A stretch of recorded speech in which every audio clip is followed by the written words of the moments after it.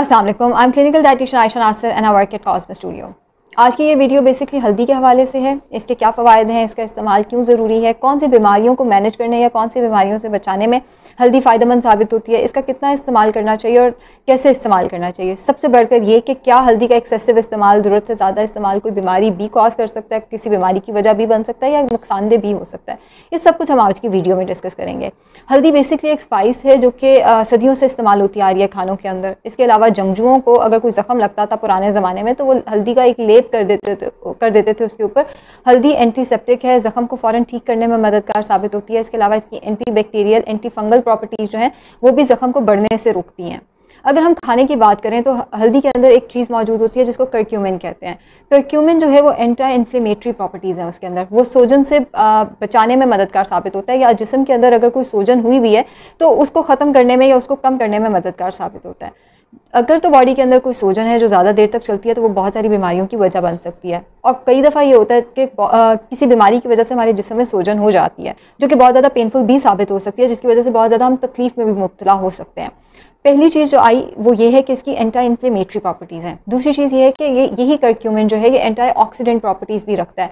Anti oxidant properties से मुराद ये है कि जिस्म के अंदर अगर कोई जहरीला मफ़ाद है, कोई फ्री रेडिकल्स हैं, तो ये उसको अपने साथ बाइंड करके उसको अपने साथ जोड़ के जिस्म से निकालने में, जिस्म से फ्लश आउट करने में मददगार साबित होगा, जिसकी वजह से बहुत सारी बीमारियों से हम बच सकते हैं। हल्दी बहुत सारी बीमारियों से लड़ने में और बहुत सारी बीमारियों से बचाने में हमें बहुत ज़्यादा मददगार साबित होती है। सबसे पहली चीज़ आती है अल्सर्स। जैसे मैंने पहले जिक्र किया, अगर जंगजुओं को कोई चोट लगती थी तो उस पर हल्दी का लेप किया जाता था। अगर हमारे मैदे के अंदर कोई चोट लगी हुई है, अल्सर बना हुआ है, हम उस पर कोई दवाई तो नहीं लगा सकते इंटरनली, कोई उस पर लेप तो नहीं कर सकते, लेकिन हल्दी का इस्तेमाल जो है वो काफ़ी फ़ायदेमंद साबित हो सकता है इस केस में। हल्दी जो है वो एंटीसेप्टिक के तौर पे काम करेगी, अल्सर को ठीक करने में मददगार साबित होगी। इसके अलावा जैसे मैंने बताया कि ये एंटी इन्फ्लेमेटरी प्रॉपर्टीज़ हैं, एंटी ऑक्सीडेंट प्रॉपर्टीज़ हैं इसके अंदर, सो ये कैंसर से बचाने में भी काफ़ी हद तक मददगार साबित होती है। एंटी ऑक्सीडेंट्स जब सारे फ्री रेडिकल्स को अपने साथ बाइंड करके बॉडी से बाहर निकाल देंगे तो कैंसर होने के चांसेस, ऑल्दो कैंसर की बहुत सारी वजूहात हैं, अगर फ्री रेडिकल्स की वजह से कोई मसला होना है तो उस टाइप के कैंसर को रोकने में हल्दी जो है वो मुआवन साबित होगी। एथराइटिस एक ऐसी बीमारी है जो कि ऑटो इम्यून डिजीज़ जिसे हम कहते हैं। ऑटो इम्यून डिजीज़ से मुराद ये है कि हमारी अपनी ही बॉडी हमारे ही खिलाफ रिएक्ट करना शुरू कर देती है। एथराइटिस की अनफॉर्चुनेटली अभी तक कोई दवाई नहीं आई और ये बीमारी इंतहाई पेनफुल होती है। इसमें जिस्म के अंदर जगह जगह पे सोजन हुई होती है। एथराइटिस का पेशेंट कभी हाथ नहीं हिला पा रहा होता, कभी वो टांगे नहीं हिला पा रहा होता सोजन की वजह से। हल्दी उस सोजन को कम करती है, उस पेन को रिलीव करने में मददगार साबित होती है, उस पेन को कम करने में मददगार साबित होती है। अनफॉर्चुनेटली एथराइटिस का अभी तक कोई इलाज नहीं है, लेकिन हम इसको फिजियोथेरेपी के साथ, दवाइयों के साथ, डाइट के साथ कुछ हद तक मैनेज कर सकते हैं। उसमें से एक चीज़ आती है कि हल्दी का इस्तेमाल रेगुलरली किया जाए तो एथराइटिस के पेशेंट को काफ़ी हद तक रिलीफ मिलता है। बहुत सारी रिसर्चेस इस चीज़ को सपोर्ट करती हैं। मैंने अपने खुद बहुत सारे क्लाइंट्स को देखा है कि अगर वो हल्दी का इस्तेमाल एथराइटिस के साथ शुरू करते थे तो उनकी पेन निस्बतन जो है वो कम हो जाती होती थी। लिवर के इश्यूज़ के लिए हल्दी बहुत अच्छी है। जो करक्यूमिन जिस चीज़ का मैंने नाम लिया जो कि हल्दी के अंदर मौजूद होता है वो एंटी ऑक्सीडेंट प्रॉपर्टीज़ रखता है। लिवर का काम बेसिकली, जिगर का काम क्या है, हमारी बॉडी के अंदर जितना जहरीला मवाद है उससे उसको, यानी कि हमारी बॉडी के अंदर जितने टॉक्सिन्स हैं उसने उसको फ्लश आउट करना है, हमारी बॉडी को डिटॉक्सिफाई करना है। सो कभी कभी ये होता है कि उसी वजह से, लिवर के इसी काम की वजह से, जिगर के इसी काम की वजह से जिगर के अपने अंदर बहुत सारे टॉक्सिन्स जो हैं वो जमा हो जाते हैं।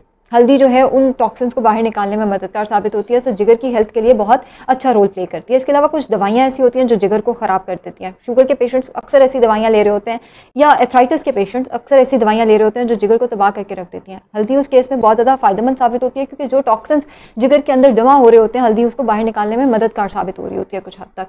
इसके अलावा कोलेस्ट्रॉल के पेशेंट्स के लिए हल्दी बहुत अच्छी है। रिसर्चेस ये बताती हैं कि हल्दी कोलेस्ट्रॉल को नीचे लाने में मददगार साबित होती है। एलडीएल लेवल जो है उसको नीचे लाने में और एचडीएल लेवल को बढ़ाने में इंतहाई मददगार साबित होती है। सो जिन लोगों को कोलेस्ट्रॉल का मसला है या हार्ट से रिलेटेड कोई मसला है वो भी हल्दी का बाकायदगी से इस्तेमाल करें। हल्दी का इस्तेमाल ज़ाहिर है उनके लिए बहुत हद तक मुफीद साबित होगा। इसके अलावा जो हल्दी की एंटी इन्फ्लेमेटरी और anti oxidant, anti bacterial, anti fungal properties हैं, ये हमारे इम्यून सिस्टम को, हमारी कुव्वत मुदाफ़त को बढ़ाने में बहुत मददगार साबित होती हैं। जैसा कि मैंने जिक्र किया कि एंटी इन्फ्लेमेटरी, अगर जिस्म में कोई सोजन हुई हुई है उसकी वजह से बहुत सारी बीमारियाँ आ सकती हैं।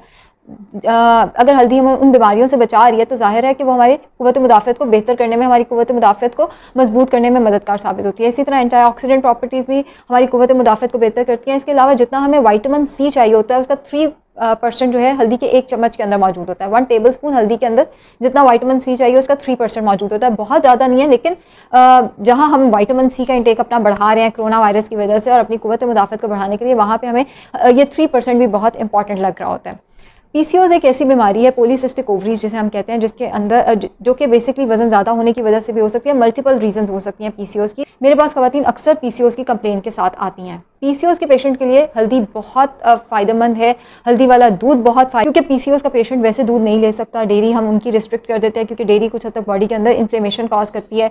जो हल्दी है वो एंटी इन्फ्लेमेटरी है, उस इन्फ्लेमेशन को कम करने में मददगार साबित होती है, उस इन्फ्लेमेशन को रिड्यूस करने में बहुत हद तक मददगार साबित होती है। सो पीसीओएस के पेशेंट को चाहिए कि वो रेगुलरली हल्दी का इस्तेमाल करे। 1 चुटकी हल्दी का इस्तेमाल जो है वो दूध के अंदर डालकर ज़रूर किया जाए। दूध को बगैर हल्दी के पीसीओएस का पेशेंट जो है वो इस्तेमाल ना करें।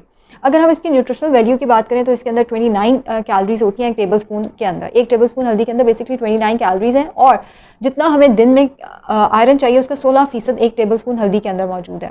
जैसे मैंने बताया कि जितना हमें विटामिन सी चाहिए उसका 3% जो है वो 1 चम्मच हल्दी के अंदर मौजूद है। इसी तरह जितना हमें पोटेशियम चाहिए उसका 5% 1 चम्मच हल्दी के अंदर मौजूद होता है और जितना हमें मैंगनीज चाहिए उसका 26% जो है वो 1 खाने के चम्मच हल्दी के अंदर मौजूद होता है। अगर हम देखें कि क्या हल्दी का एक्सेसिव इस्तेमाल, ज़रूरत से ज़्यादा इस्तेमाल कोई साइड इफ़ेक्ट्स लेकर आ सकता है?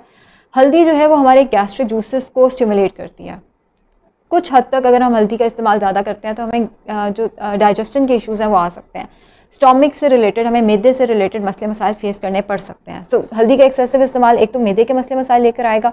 इसके अलावा खून को पतला करने के लिए जो लोग दवाइयाँ इस्तेमाल कर रहे होते हैं, हल्दी उनके लिए भी रिकमेंडेड नहीं है। कर सकते हैं इस्तेमाल, ज़रूरत से ज़्यादा उसका इस्तेमाल नहीं करना है। ये इसका ज़रूरत से ज़्यादा इस्तेमाल कुछ हद तक खून को पतला कर सकते हैं। उसकी वजह ये, जैसे मैंने बताया, कोलेस्ट्रॉल को ये नीचे लेकर आती है, एलडीएल को नीचे लेकर आती है। शायद इनडायरेक्टली यही वजह बनती है कि हल्दी, कुछ रिसर्चेज ये कहती हैं कि खून को पतला करती है। इसके अलावा ये लेबर पेन इंड्यूस कर सकती है। सो प्रेग्नेंट फीमेल्स जो हैं, हामला ख़वातीन जो हैं, वो हल्दी का ज़रूरत से ज़्यादा इस्तेमाल हरगिज़ मत करें। कितना इस्तेमाल करना चाहिए?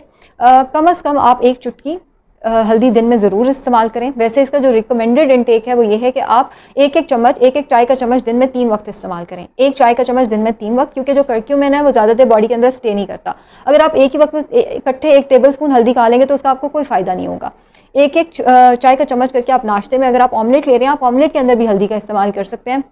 दोपहर के खाना है तो दोपहर के खाने में, हमारे तो पाकिस्तान में पाउडर फॉर्म में हल्दी हम इस्तेमाल करते ही हैं और खानों में हमेशा डलती ही है। तो दोपहर के खाने और रात के खाने के अंदर उस फॉर्म के अंदर ये आ सकती है, पाउडर फॉर्म में आप खाने के अंदर शामिल कर सकते हैं। एक और चीज़, हल्दी को पानी के साथ इस्तेमाल तो किया जा सकता है, लेकिन वो इतना फ़ायदेमंद नहीं है जितना सालन के साथ या फैटी मील के साथ है। उसकी वजह यह है कि जो कर्क्यूमिन है ये फ़ैट सॉल्युबल है।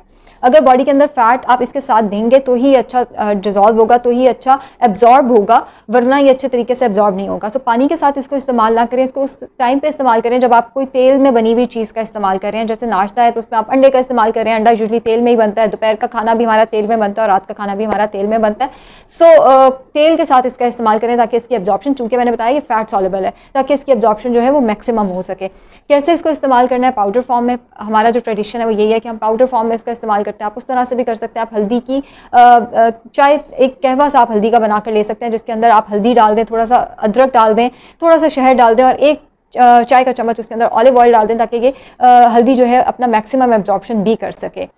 तो अगर मैं इस सारे सेशन को नैरो डाउन करूं तो हल्दी के anti inflammatory, antioxidant, anti bacterial, anti fungal effects हैं। हमारी इम्यून सिस्टम को स्ट्रॉन्ग करने में मददगार साबित होती है, कोलेस्ट्रॉल को नीचे लाने में मददगार साबित होती है, पीसीओएस के पेशेंट के लिए बहुत अच्छी है, अल्सर के लिए बहुत अच्छी है, इसके अलावा एथराइटिस के पेशेंट के लिए बहुत अच्छी है।